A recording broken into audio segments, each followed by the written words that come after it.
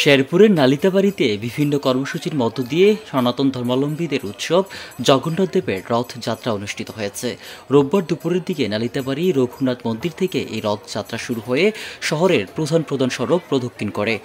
9 দিনব্যাপী শ্রী শ্রী জগন্নাথ দেবীর রথযাত্রা মহা উৎসব চলমান থাকে।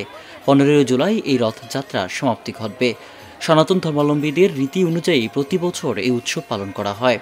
এই রথযাত্রায় নলিতাবাড়ি উপজেলা পূজা মণ্ডপের সভাপতি বাবু অরুণচন্দ্র সরকারের সভাপতিত্বে উপস্থিত ছিলেন নালিতাবাড়ি উপজেলা পরিষদের চেয়ারম্যান হাজী মোশাররফ হোসেন, উপজেলা নির্বাহী কর্মকর্তা মাসুদ রানা, পৌর মেয়র আলহাজ মোহাম্মদ আবু বকর সিদ্দিক, নালিতাবাড়ি থানার অফিসার ইনচার্জ মনিরুল আলম ভূঁইয়া, বাংলাদেশ পূজা উদযাপন পরিষদের কেন্দ্রীয় কমিটির সাংগঠনিক সম্পাদক বাবু গোপালচন্দ্র সরকার সহ সনাতন ধর্মাবলম্বী বিভিন্ন বয়সী নারী পুরুষ এ সময় এ উৎসবে অংশ নেয়। আমাদের জগন্নাথ দেব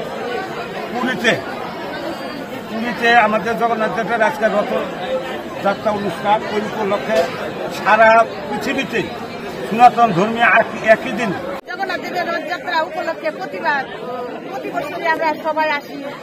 বিশেষ প্রার্থনা হলো আমরা যাতে সুখ শান্তিতে বাস করতে পারি। হিন্দু ধর্মাবলী রথযাত্রা শুভ উদ্বোধন করা হইল। এই যার যার ধর্ম, যার যার উৎসব সবার। শেরপুর থেকে শামসুল হকের রিপোর্ট, আমার বার্তা।